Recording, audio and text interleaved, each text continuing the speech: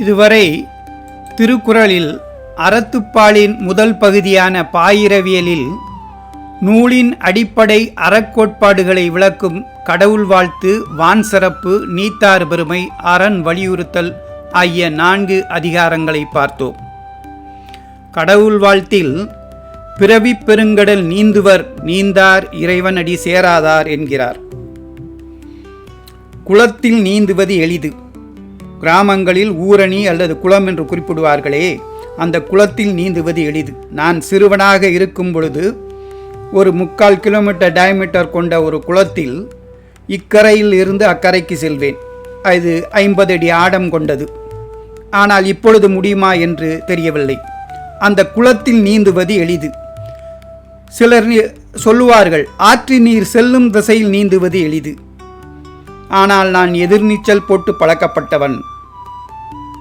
ஆற்று நீர் செல்லும் திசையில் செல்லுவது எளிது, நான் எதிர் திசையில் பயணித்து வந்தவன் என்று வாழ்க்கை போராட்டத்தில் ஈடுபட்டவர்கள் சொல்லுவார்கள்.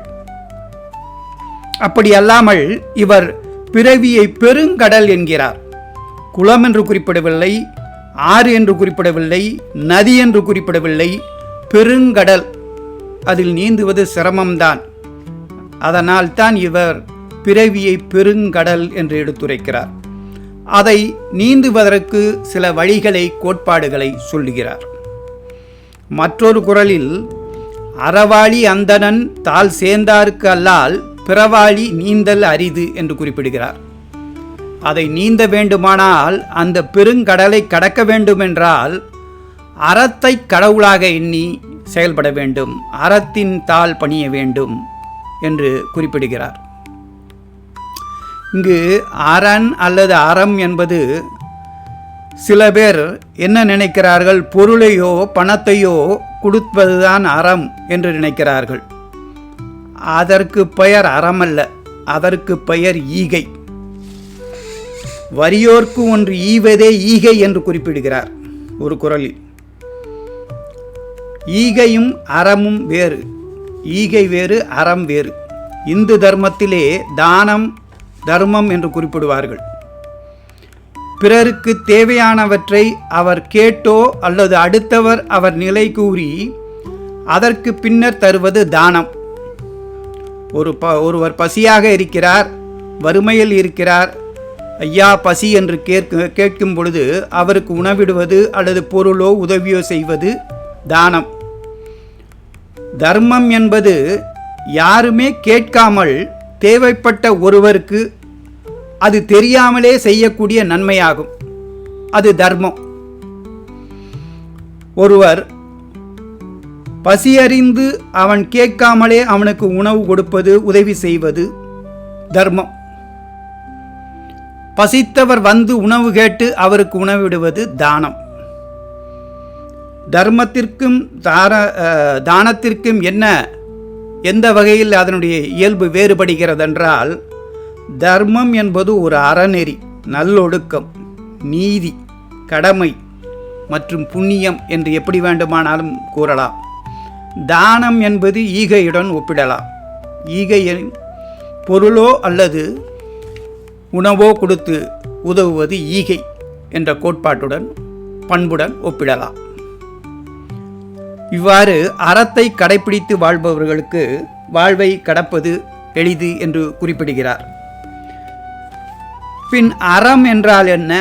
அரண் வலியுறுத்தல் என்பது சென்ற பகுதியில் ஏஐ தொழில்நுட்பத்தை பயன்படுத்திய காரணத்தினால் 1 நிமிடம்தான் இலவசம் என்பதனால் முக்கியமான கருத்துக்களை மட்டும் எடுத்துரைத்தேன்.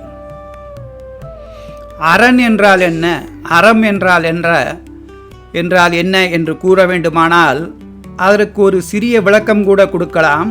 சுருக்கமாக சொல்ல வேண்டுமானால், அது பொருளாலோ பணத்தாலோ உதவி செய்வதல்ல. அறம் என்பதனை ஒரு 10-15 அறத்தின் தன்மைகளை எடுத்துரைக்கிறேன் பாருங்கள்.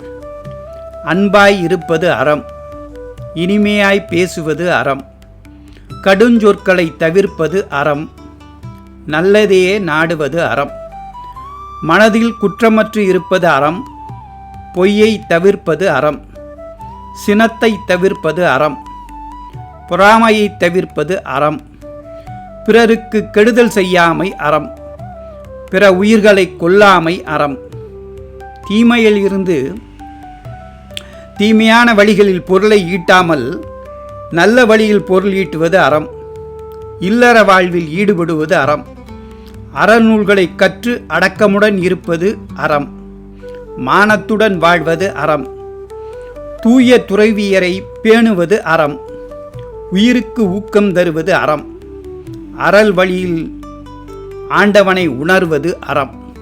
இப்படி வள்ளுவர் அடுக்கிக் கொண்டே போகிறார் அறத்தை பற்றி. இவைகளெல்லாம் அவர் குறிப்பிட்ட அறத்தில் வருகிறது. இனி அரண் வலியுறுத்தலில் இவைகளை எல்லாம் நான் குறிப்பிட முடியாததற்கு காரணம், அவருடைய அந்த ஏஐ தொழில்நுட்பத்தில் 1 நிமிடம்தான் இலவசமாக பயன்படுத்த முடியும் என்ற காரணத்தினால் அதை பயன்படுத்தி சென்ற வீடியோவை நாம் வெளியிட்டோம்.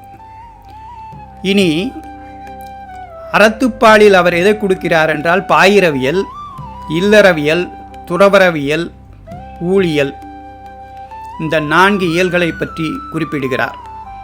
அரண் வலியுறுத்தலுக்கு அடுத்த அதிகாரமாக வருவது இல்லறவியல். அதில் முதல் அதிகாரமாக, அந்த இயலிலே முதல் அதிகாரமாக இல்வாழ்க்கை வருகிறது. இல்லத்தினை ஆள்பவளாகிய மனைவியுடன் கூடி வாழ்தலின் சிறப்பினை வள்ளுவர் எடுத்து கூறுகிறார். இல்லத்தை ஆள்பவள் மனைவி என்பதனை வலியுறுத்துகிறார். இல்லறத்தில் நின்று வாழ்பவனே எத்தகைய உபகாரம் செய்வதற்கும் உதவி செய்வதற்கும் உரியவனாவான். அவர் குறிப்பிடுகிறார், பிரம்மச்சரியம் காப்பவர், வானப்பிரஸ்த நிலையை அடைந்தவர், முற்றும் துறந்த சந்நியாசி நிலையை பெற்றவர், ஆதரவில்லாதவர், வறியவர், முதலானவர்களுக்கு இல்லறத்தானே துணையாவான். இல்லறத்தான் தான் இவர்களுக்கு உதவி செய்ய வேண்டும். அவர்களுக்கு துணையாக இல்லறத்தானே விளங்குவான் என்று குறிப்பிடுகிறார். இறந்தவர்களை நல் உலகின் கண், அதான் மேலுலகம் என்று சொல்வார்களே, அது நம்பிக்கை கொண்டவர்களுக்கு இருக்கட்டும், அங்கு சேர்ப்பவனும் இந்த இல்லறத்தானே என்று குறிப்பிடுகிறார். இல்லற நிலையில் இருப்பவன் யாவருக்கும் அறம் செய்தல் வேண்டும். பொருளை சேர்க்கும் போது அதற்கு பழி இல்லாமல் பழிக்கு அஞ்சி பொருளை சேர்க்க வேண்டும் என்று குறிப்பிடுகிறார்.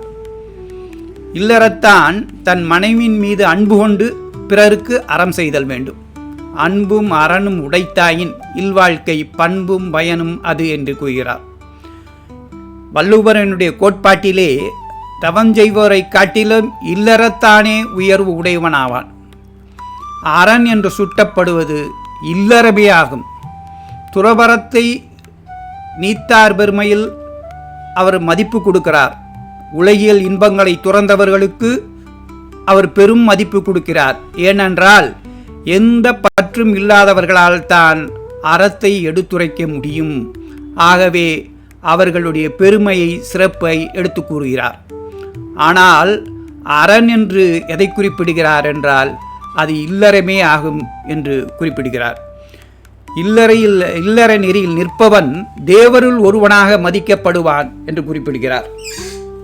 வையத்துள் வாழ்வாங்கு வாழ்பவன் வானுரையும் தெய்வத்துள் வைக்கப்படும் என்று இல்லறத்தானுக்குத்தான் அந்த புகழை, சிறப்பையும் கொடுக்கிறார் திருவள்ளுவர் என்று கூறி, அடுத்த காணொளியில் சந்திப்போம் என்று கூறி விடைபெறுகிறேன்.